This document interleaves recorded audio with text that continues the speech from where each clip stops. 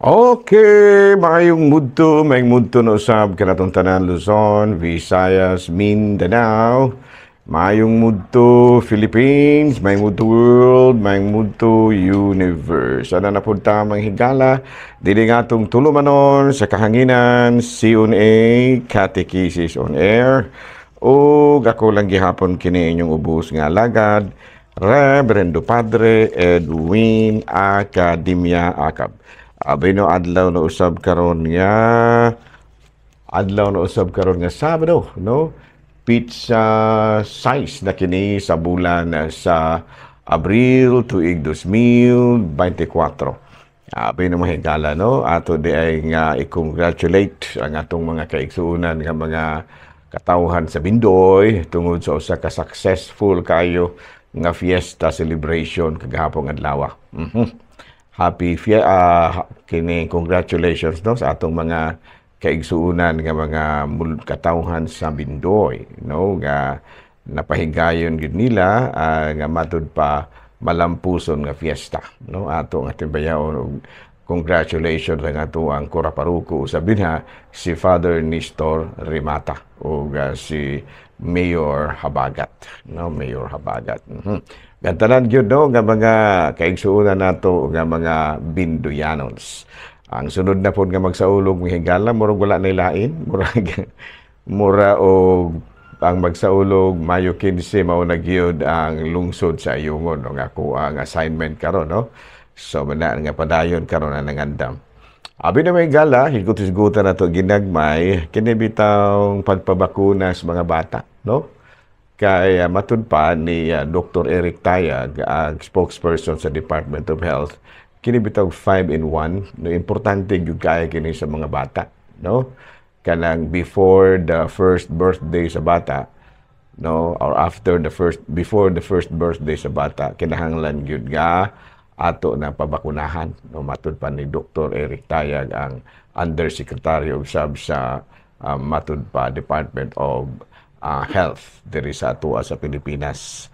Ilabi na gayud karon diini mga panahona nga ni kuan kining gitawag na tugnisiaw kining kaso sa pertussis, no, o uban pa nga sakit-sakit muna nga matud pa ni Dr. Eric Tayag, mas maayo gyud nga ato gyud pabakunahan ng mga bata, no, kanang before the first birthday or after the first birthday, no.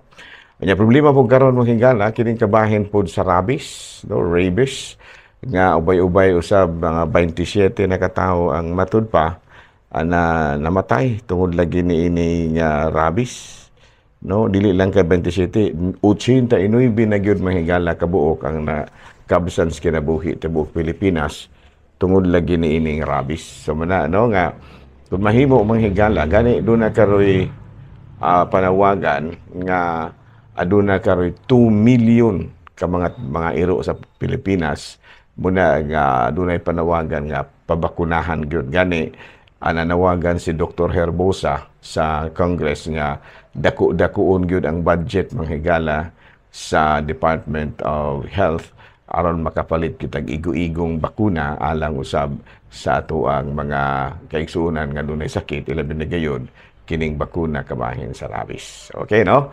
So na nga maningkamot kita mahigala, ngotod pa diri sa kuan mag face mask gyud kuno. Labi na gyud ana kita sa daghang mga tao tungod lagi ni ining sakit sa pertussis, no? Pertussis, no, matud pa. Abi no, padayon kita sa ato nga mga panawagan. So padayon kita sa ato nga mga buhatonot. Abi no, ari na kita mahigala sa ato ang catechism proper. Ari kita sa atuang CBCT News, Balitang Simbahan, niining kamudtuhon. Ang Caritas Philippines ipadayag sa ilang kabalaka sa planong pagkansila sa Masungi Geo Reserve isip usa ka DNR protected area aron matagaan og higayon ang mga illegal land claimants, land grabbers o uban pang nagplano nga matud pa mupatukod og mga resorts sa nasangpit nga mga areas. Matud pa ang maungan ang kining Masungi Geo Reserve na himutang dito sa Sierra Madre Mountain Ranges. Balita manghigalang gikan sa Vatican ang matag Kristiyano adunay katungdanan nga mutabang aron maalim ang mga kasaypanan nga nabuhat sa katawhan sukad pa kaniadto. Gani o kini himuon pinaagi sa gugma ug panaghiusa alang sa usag-usa. Mao kadto mga higala mga balitang simbahano niini kamudtuhon ug padayon kita sa ato ang mga buhaton. Sa ako na ginaingon, congratulations sa ato ang mga kaigsuunan nga mga miyembro sa parokya sa Bindoy. Abi no ari kita mahigala sa ato ang Saint of the Day. Abi no ang atong Say of the Day karon mao si Saint Hugh sa Grenoble, no? Kenang UGH of Grenoble, Granoble. So sabi ni saya panimahigala kining San Hugo sa Grenoble, no? Saint Hugh of Grenoble. Boy na mahigala na tao kini siya sa niadtong 1052, namatay niadtong 1132, o dito kini siya natao sa Valence, France, southwestern France. Unya naila kini siya sa iyahang austerity kinabuhi nga matud pa kanabitaw dili bitaw usikan, no? Austerity o gingamano sa nakapatukod kini siya og daghang kaayong mga monasteryo nga mao'y nahimo usab nga tinubdan sa kahibalo og espiritualidad sa sangpit nga lugar niadtong matud pa 1052 to 1132, no? Center of Spirituality and Knowledge ang mga monasteryo. Hala, no? Padayon kita manghigala sa ato nga mga buhatono ni ining kabuntuhon. Abi no, sa ako nang ginaingon hapon pa manghigala, ani-ana kita karong adlaw mao na ang ika-unom ka adlaw nga pagsaulog nato sa tarungon manghigala, mur na hiwi gamay. Okay. Na, asa pa masubrahan na po. Okay, no? Sa ato pa ikaunom na karon kaadlaw human nga gisaulog nato ang Semana Santa. No nya matud palagi sa atong ebanghelyo kaganina kagahapong adlaw, no, ang mga apostoles nagplano nang mubalik sa ilang naandan nga mga buluhaton, no? Gani niingon na si San Pedro kagahapon nga managat ako, manguyog na bagyod tanan, sumuti pasabot dan nila nga mubalik na sila sa ilahang tagkanhe panginabuhi. Apan gipungan sila ni Hesus pinaagi sa pagpakita niini ug gani may milagro pa siyang gihimo, ang multiplication of the fish. Ang daghan kayong isda nga wala nakuha ug gani didto magsugod, no, didto magsugod nga nipadayon na sila si San Pedro mga kaubanan sa ilaha usab nga pagka sa dayong kining paghimo nila sa ilahang nga mga buluhaton isip mga sumusunod ni Kristo. O gani patud pa usa sa mga apostoles agi og pagtuman usab sa iyahang gibuhaton naabot sa Roma, naabot sa kining Espanya ug ang maong apostoles mao si Santiago. O gani ang iyahang lugar nga giagian gitawag karon og Via Santiago, Via Compostela, no? Via Compostela. Kaya nga naman, di mo man ay lugar nga diin gitarget gyud sa atong ni Santiago. No? Gani, nakahimo gyud si Santiago sa pag kinibitang pag evangelisa sa mga katsila. Unya sa diha nga ang mga katsila nakaambit na sa pagtulunan ni Kristo. Gani nagpabunyag na adunay usa kini si Santiago, no? Nakaadto sa Espanya aron nga tudluan ang mga katsila ug dayon ang mga katsila sa diha nga nahimo na kini nga mga Kristiyanos. Aduna poy usa ka pari nga nikuyog kang Magellan pag-ari sa Pilipinas, si Father Jose de Valderrama, no? Mao kadto nga aron paghimo sa istorya nga taas nga istorya nga mubo ano nang nahitabo mga higala ni kuan gyud kanang nahimo gyud nga ang mga Kristiyanos, ang mga Pilipino na himong Kristiyano sa antod karon. Okay. Nahala, no? Padayon kita. Ari kita sa atuang joke ginagmay. Joke ginagmay. Sabi no, nag-istorya kini si Bosting o si Picoy. Ako'y buang nga gahapon.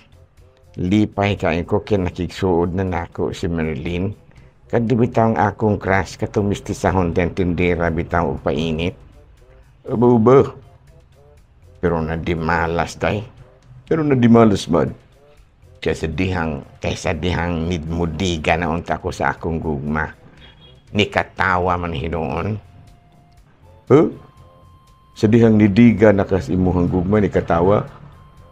Gikatawan rabang ko. Ano man di? Sa mga katawan mo ka? Ingon siya nga naaba di ay kuno'y bayot nga manguyab. Babae. Bayot nga manguyab o babae. Naalaan ka niyang bayot? Mao lagi. Sa madaing nung saan pormaha? Wala di ka magpakita sa imong kamacho? Ay, nagpakita gani yun ko nga nag-short kung mubo kayo. Nahugot pag yun. Maoy hinungdan na anaan kang bayot. Kaya nga naman, nagkuhan man dahi ka, nag-short man dahi ka, hugot kayo. Nya nagpakigol man po dahi yun ka. Ay, lautan pa dahi na. Mas maayo pag nag-bikini na lamang unta ka. Aram yun makumplito ang imuhang feminine outlook, kanang feminine look ni mo. Mao ba? Mao yun ang nag-bikini na lamang unta ka. Joke ba yun? Joke na dugo ito, may lain. Okay, no, padayon ito. Hingala, joke na ito, ha? Donat, dili beto pinastos, ha? Joke ra yun to, joke, okay, no? Nahala, no? Aron na kita mangigala sa ato ang catechism, no? Sa ato pang... Okay, unang pangutana. Kanata dire mahigala, no? Kabahin na kini sa ang atong topic karon, ha, ato ning karon diri. Ang ato ang karong topic kamain sa happy marriage, you know, the importance of the sacrament of matrimony to husband and wife. Muna ato karong. Muna ato karong hisgot-hisgotan. Tamang-tama kay matud palagi bago pa tang nagsaulog sa kining gitawag nato sa English og Easter season. Sa dili pa nato kanang hisgutan ang sakramento sa matrimonya or kining kasal atos ang i-define kung unsa kining sacrament. A sacrament is as a visible sign of sanctifying grace instituted by Christ. Ang sakramento mao ang makita nga timaan sa makasantos sa grasyang makasantos nga si Kristo mismo mao'y nagtukod. No, sa to pa kini di ay sakramento sa kaminyoon usa day kini nga makitang timaan nga makasantos nga diin gitukod mismo ni Kristo. Ana, no? So pangutana, tan-aw nato ang sakramento sa kaminyoon. Ngano man nga gitawag kini og sakramento ang kaminyoon. Ayan, no? Muna yung unang pangutana. Of course, because it expresses in a unique way the unbreakable bond of love between Christ and His people. Muna siya, no? Atong basahon sa Marcos Kapitulo 10, versikulo 9, therefore, what God has joined together, no one should separate. No, sa ito pa, usag yun kini kasakramento, tungod kay si Kristo man lagi mismo, maugyod ang naghiusa. No? Kaya usagan ito ang sakramento, sanctifying, a visible sign of sanctifying grace instituted by Christ. So nahimo yung sakramento kini kasal kay si Kristo malagi mao naghiusa, no? In person, in kanabitang with the instrument nga mao ang pari. No, pero actually dili gyud ako. Ang naghiusa gyud mismo mao gyud ang magtiayon, pero gipanalanginan lang ni Kristo. No? It expresses a unique way the unbreakable bond of love between Christ and His people. Unbreakable bond of love. So, matud pa diri sa Marcos 10, Kapitulo 9, therefore, what God has joined together, let no one separate. Sa ato pa, ang nag-join together gyud sa magtiayon, mao gyud mismo si Kristo. Sa dihang nagsinaaray sila. No? In behalf, diya sa simbahan mismo, sa ato pa, sa ilang pagsinaaray, samara nga si Kristo mismo, mao'y naghiusa kanila. Okay? Okay, no? So, padayon, so sa diha nga ang sakramento sa kasal, nakita nato ang gugma ni Kristo. Ug makita usab nato ang presensya ni Kristo diha sa iyang katawhan nga nag-ampo alang sa magtiayon. Mao na, no? Kay naa man gyud si Kristo mitambong ug makita nato pinaagi sa ikatawhan nga nagkayusa. No, no. So how love is not how much you and I love you, but how much you prove that it is true. Ayan. So ang gugma di ay, no, dili lamang kutob sa pag-ingon nga I love you, pero ang gugma di ay nagkahulugan usab ka na kung giunsa nimo pagpakita nga tinuod ang imong gisulti. Ayan, no? So muna siya tinuod nga gugma, makita gyud sa buhat ba. Sa Filipos kapitulo 1 bersikulo 9, I pray that your love for each other will overflow more or overflow more and more, and that you will keep on growing in your understanding. Okay. Ang akong pag-ampo alang kaninyo mao nga magtubuon ta ang inyong gugma kahibalo ug kaalam sa paghukom, no, sa paghigugma, no?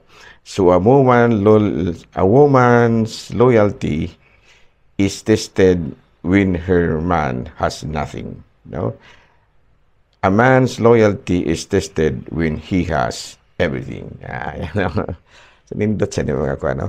A woman's loyalty is tested when her man has nothing, and a man's loyalty is tested when he has everything. O, sa tupa, kinahanglan gyud nga adunay gitawag na pagkabalaan ang inyong gugma, kay matud palagi ang usa ka babaeng tinuod yung nahigugma, loyal ba?